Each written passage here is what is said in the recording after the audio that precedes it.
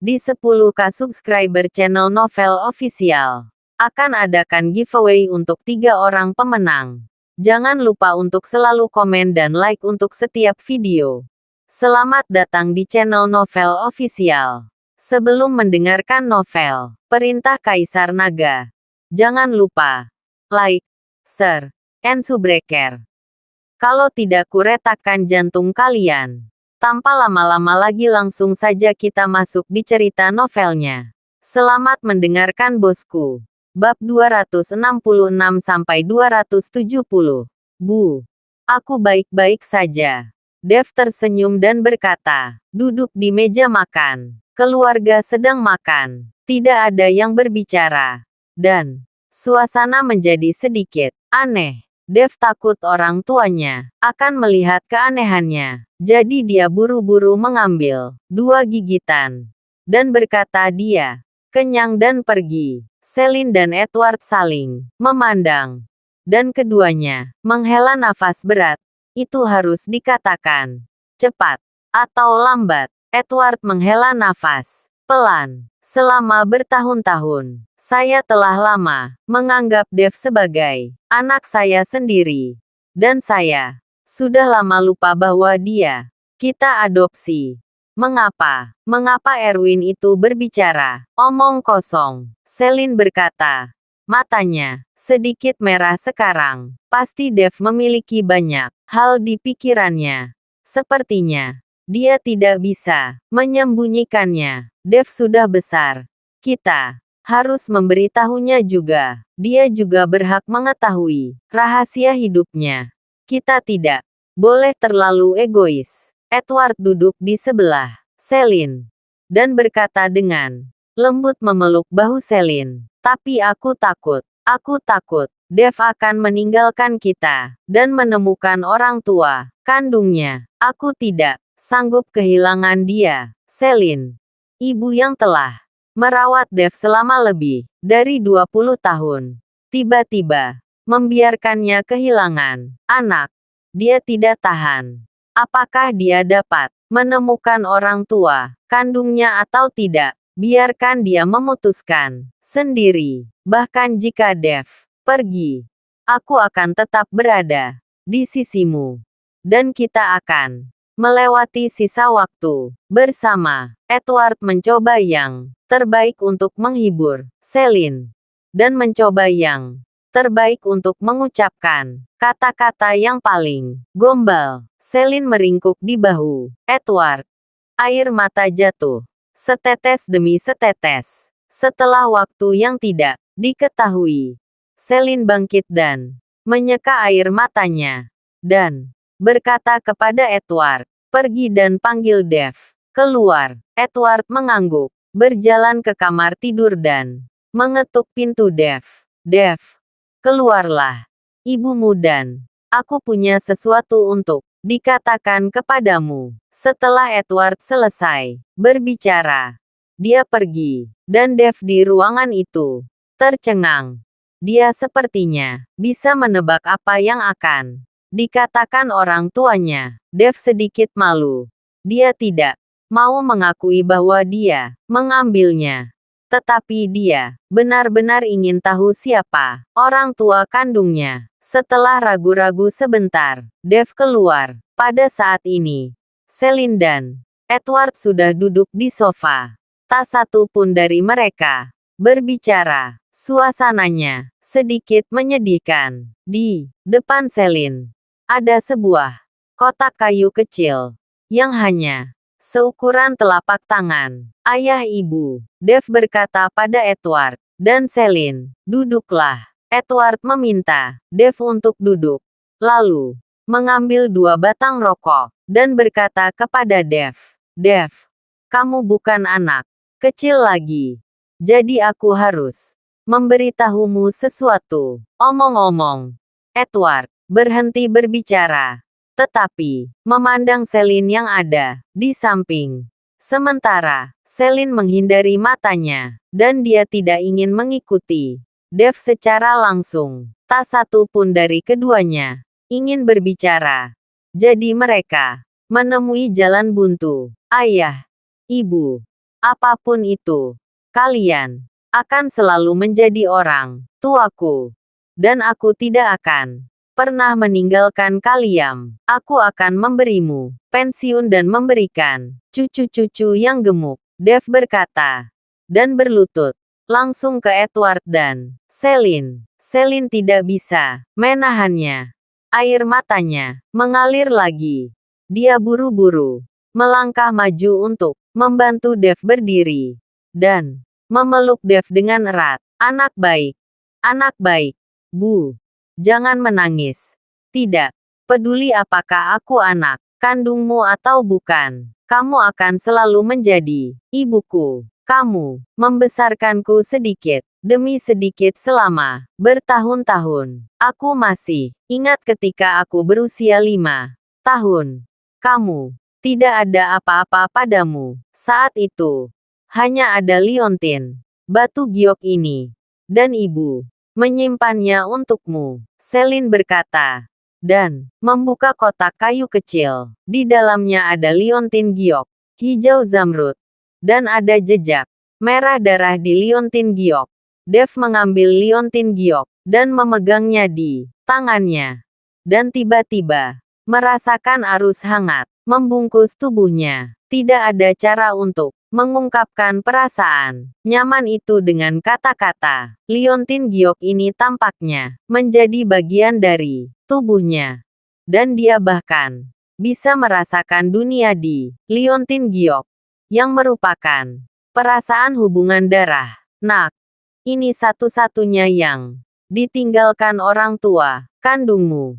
Dan sekarang, diserahkan kepadamu. Untuk informasi lainnya, kami tidak tahu. Celine berkata dengan ringan. Saat ini, suasana hatinya jauh lebih tenang. Beberapa hal telah dikatakan, dan itu tidak seburuk yang dibayangkan. Dev, jika kamu ingin menemukan orang tua kandungmu, kami tidak akan menghentikanmu. Lagi pula, kamu juga berhak tahu siapa orang tua kandungmu. Edward berkata kepada Dev. Orang tua, jangan khawatir. Aku tidak akan pergi kemana pun. Aku putramu. Dan itu tidak akan pernah berubah. Dev berkata dengan serius. Melihat ekspresi serius Dev, Edward juga menunjukkan senyum lega di wajahnya. Ya, kamu adalah putra Edward Chen. Siapapun yang berani berbicara omong kosong dan mengatakan, kamu adalah ras liar, aku akan menghajarnya. Edward mengepalkan tinjunya. Jika Erwin berani mengatakan apa yang dikatakan Dev saat ini, diperkirakan Edward akan melakukannya tanpa ragu-ragu. Setelah keluarga mengobrol sebentar, Dev kembali ke kamar. Setelah kembali ke kamar tidur, Dev tidak sabar untuk mengambil liontin giok, dan jejak kekuatan spiritual mulai menyuntikkan ke dalam liontin giok. Ketika dia baru saja mendapatkan liontin giok, Dev merasa ada fluktuasi energi spiritual di liontin giok. Seolah-olah ada sesuatu yang disegel di liontin giok. Namun, ketika Dev menyuntikkan energi spiritual ke dalam liontin batu giok, itu langsung dipantulkan kembali. Bahkan, ada tabu di liontin batu giok yang membuat Dev merasa sedikit aneh. Jadi Dev meningkatkan kekuatan spiritualnya. Tetapi, tidak peduli seberapa keras Dev mencoba, tidak ada cara untuk mematahkan tabu. Melihat liontin giok di tangannya, Dev sedikit kewalahan. Dia dapat yakin bahwa pasti ada sesuatu di liontin batu giok itu. Tetapi apa itu? Anda perlu menyuntikkan kekuatan spiritual ke dalamnya untuk mengetahuinya. Tepat ketika Dev bingung, dia tiba-tiba teringat episode yang sering dia lihat di drama TV. Mengaku kerabatnya dengan meneteskan darah.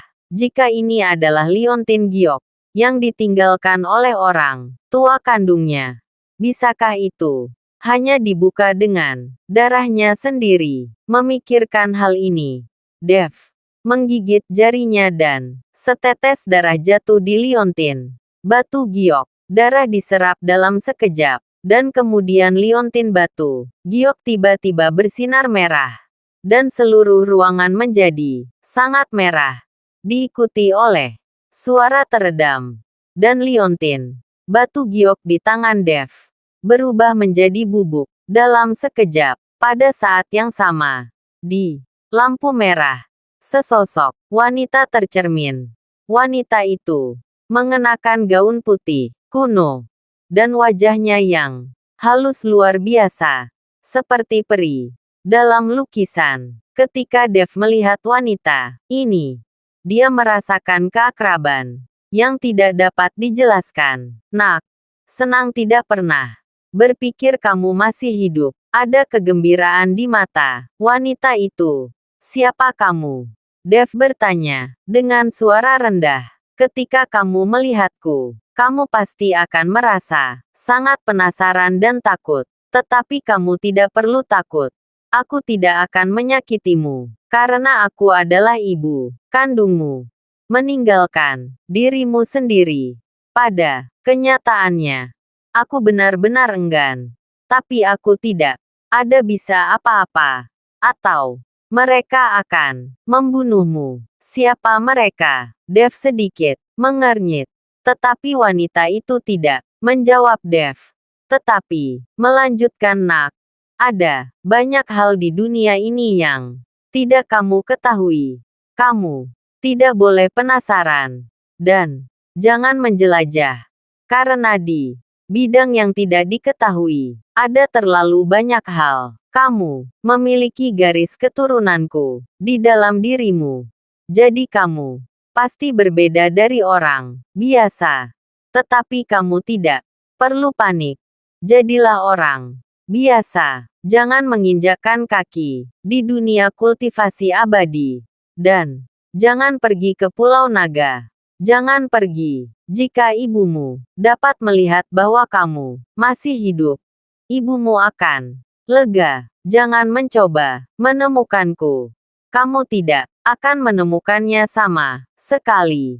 Ingat, jika kata-kata ibumu, jangan pergi ke Pulau Naga. Jangan pergi. Perlahan, sosok wanita itu semakin kabur, dan akhirnya menghilang secara langsung. Siapa kamu? Apa yang terjadi di sini? Dev berteriak.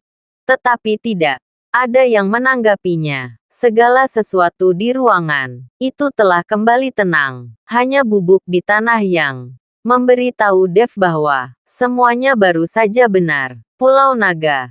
Kenapa Pulau Naga lagi? Apa yang terjadi? Dev secara pribadi bingung. Dia tidak mengerti mengapa wanita yang mengaku sebagai ibu kandungnya ini mencegahnya melangkah ke dunia keabadian. Bagaimana dengan mencegah diri Anda pergi ke Pulau Naga, tetapi naga Ryu tua membawanya ke dunia keabadian?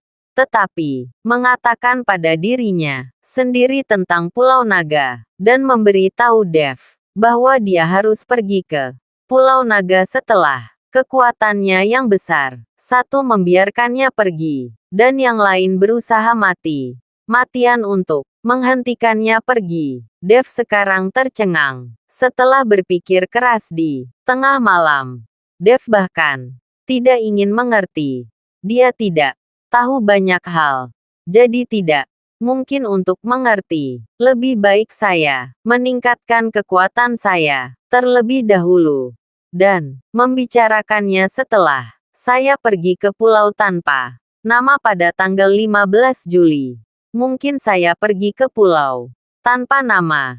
Dan saya akan mengetahui beberapa hal yang ingin saya ketahui. Dev menghela nafas dan berhenti memikirkannya, dan tertidur dengan kepala tertutup. Bar Phoenix. Meskipun sudah larut malam, ada banyak mobil mewah di depan bar, dan banyak pria tampan dan wanita cantik sedang minum dan menari di bar, dan mereka bermain dengan sangat santai. Di meja di sudut bar, ada lebih dari selusin botol anggur kosong di depan Navarro. Dia sudah lama minum di sini. Meskipun Dev tidak akan mencari masalah dengan keluarga Xiao, Navarro benar-benar menjadi bahan tertawaan di kalangan kelas atas ini. Kakak Navarro, aku tahu kamu pasti akan berada di sini. Jangan minum lagi. Kamu minum terlalu banyak. Pada saat ini, Sanshan berjalan dengan mengenakan pakaian terbuka dan melangkah maju untuk duduk di sebelah Navarro. Sanshan tahu bagaimana dia memohon Dev. Dev tidak akan memaafkannya. Dan pada reuni kelas, dia kehilangan muka. Jadi dia harus mengandalkan Navarro untuk berdiri lagi. Sekarang, selain Navarro, dia benar-benar tidak dapat diandalkan. Dan reputasinya telah hancur di lingkaran kelas atas Hongcheng. Kenapa kamu di sini? Menyingkir dariku. Melihat bahwa itu adalah Sanshan, Navarro sangat ketakutan sehingga dia buru-buru mendorong Sanshan pergi. Kakak Navarro, apakah kamu masih takut pada Dev? Kamu telah mengirim 2 perusahaannya. Dan dia juga mengatakan bahwa dia tidak mencari masalah. Apa yang kamu takutkan? Sanshan menanyai Navarro. Kata-kata Sanshan menyebabkan banyak orang di sekitar langsung melemparkan pandangan main-main ke Navarro. Merasakan tatapan orang-orang di sekitarnya. Wajah Navarro menjadi marah. Kamu kentut. Aku takut padanya. Aku tidak takut padanya sama sekali. Aku tidak takut pada siapapun. Navarro yang banyak minum tidak tahu apa itu ketakutan. Saat ini, kakak Navarro, karena kamu tidak takut, mengapa kita tidak terus bersama? Undangan pernikahan telah dikirim. Tetapi pernikahan belum diadakan. Apakah kamu tidak takut kamu akan menjadi bahan tertawaan dari yang lain? Sanshan melangkah maju dan melingkarkan lengannya di leher Navarro. Sanshan tidak tahu bahwa Navarro saat ini telah menjadi bahan tertawaan kalangan kelas atas. Kalau tidak, dia tidak akan minum sendirian. Tertawa. Siapa yang berani tertawa? Bahkan jika keluarga Xiao saya mengirim 2 perusahaan, mereka masih dianggap sebagai keluarga kelas 1. Siapa yang berani menertawakan saya? Navarro menamparkan meja dengan keras dan meraung keras. Orang-orang di sekitarnya langsung melemparkan pandangan menghina. Tetapi tidak ada yang memperhatikannya. Tepuk-tepuk-tepuk. Pada saat ini, seorang pria tiba-tiba bertepuk tangan dan berjalan mendekat, menatap Navarro dengan mencibir. Tuan muda yang bermartabat dari keluarga Xiao, yang ditakuti oleh seorang tahanan kerja, menjadi kebajikan seperti itu, berani membicarakannya di bar. Siapa yang mengatakan itu? Aku. Navarro sangat marah. Tetapi, ketika dia mengangkat matanya dan melihat orang itu datang, dia terkejut. Dia setengah sadar dalam sekejap dan berkata dengan ekspresi ngeri, Wei, Tuan muda Wei. Orang yang datang adalah Eric Wei dari keluarga Wei di ibu kota provinsi. Melihat Eric Wei datang ke Hongcheng, banyak tuan muda dan wanita muda dari keluarga kaya berkumpul. Mereka semua ingin mengambil kesempatan untuk mengenal Eric.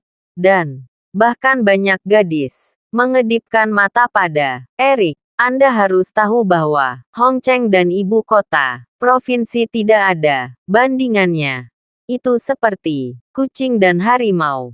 Jadi, bahkan keluarga paling kuat di Hongcheng seperti semut di mata keluarga kaya di ibu kota provinsi ini. Pergi. Dua pengawal yang mengikuti Erik langsung mengusir beberapa tuan muda dan wanita kaya yang mengelilinginya. Anda harus tahu bahwa masing-masing dari generasi kedua yang kaya ini lebih sombong dan mendominasi, tetapi ditegur oleh pengawal keluarga Wei seperti ini. Satu persatu, tidak ada yang berani berbicara, dan dengan patuh pergi melihat pemandangan di depannya. Sanshan sangat terkejut. Dia selalu berpikir bahwa dia berada di puncak hidupnya ketika dia berada di sebelah Navarro. Tetapi, sekarang melihat adegan ini, dia menyadari bahwa dia benar-benar katak. Dasar sumur, ikut denganku. Aku punya sesuatu untukmu. Setelah Erik selesai berbicara dengan Navarro, dia berbalik dan berjalan keluar. Tetapi ketika dia berbalik, dia sengaja melihat Sanshan di sebelah Navarro.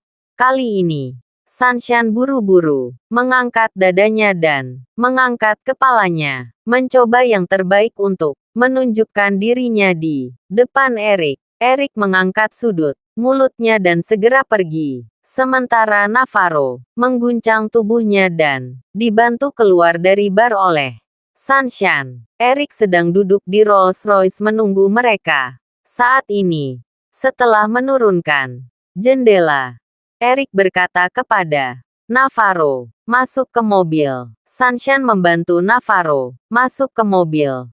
Tetapi, didorong oleh Navarro, pergi. Sanshan berpura-pura menyedihkan dan mau tidak mau melirik Erik. Biarkan dia naik. Erik berkata.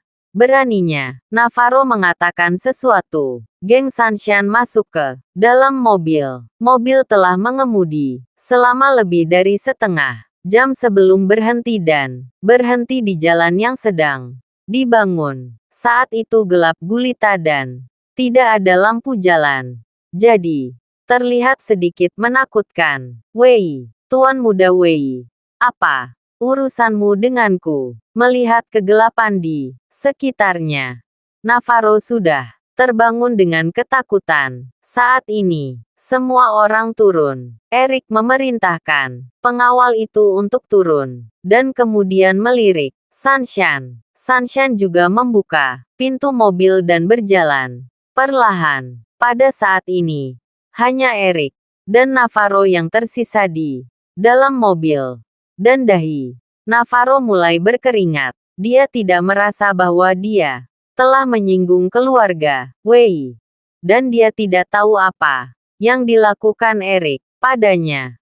Dan dia bahkan membawanya ke tempat seperti itu. Apakah wanita itu pacarmu? Erik bertanya. Ya, tidak, tidak, tidak.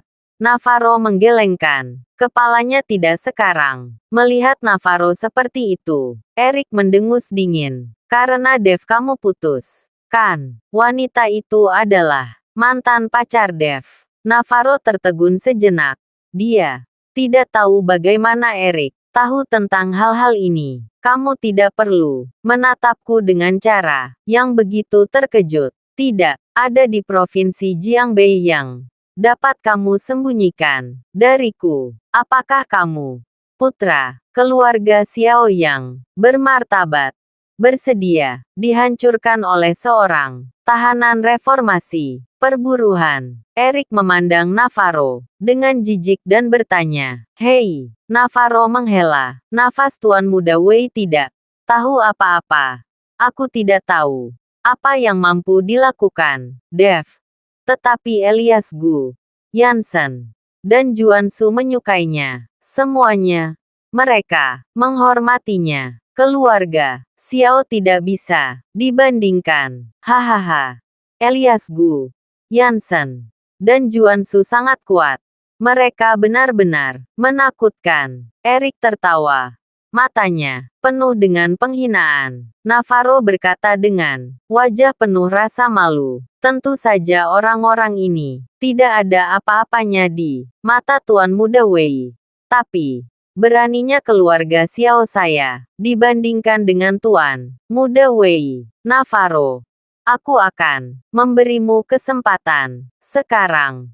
Apakah kamu menyukainya? Erik menyipitkan matanya. Navarro tercengang dan berkata, saya tidak tahu. Kesempatan apa yang dibicarakan Tuan Wei? Aku bisa membiarkanmu membalas dendam pada Dev sebanyak yang kamu mau.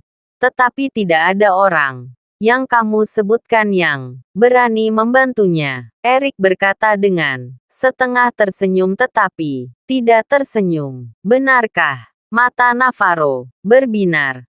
Tetapi segera memudar dan berkata, mengapa Tuan Muda Wei membantu saya? Saya tidak berpikir Tuan Muda Wei membantu orang lain. Hahaha.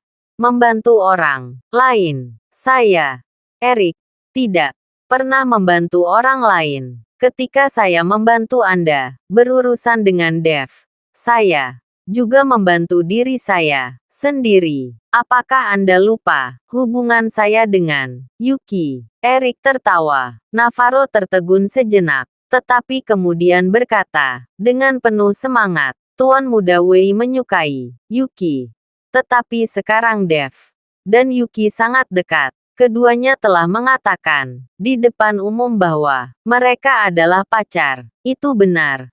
Bagaimana mungkin wanitaku dibawa pergi oleh seorang tahanan reformasi perburuan? Biarkan aku memberitahumu yang sebenarnya, bahwa Dev juga mematahkan pergelangan tangan Brett. Sekarang dia membenci Dev sampai ke intinya. Apakah menurutmu Brett dan aku ada di belakangnya? Dengan Brett mendukungmu, siapa yang berani membantu Dev? Erik berkata dengan ekspresi muram. Brett, mata Navarro tiba-tiba melebar. Apakah itu putra wali kota Ling? Ya, bahwa Brett juga menyukai Yuki.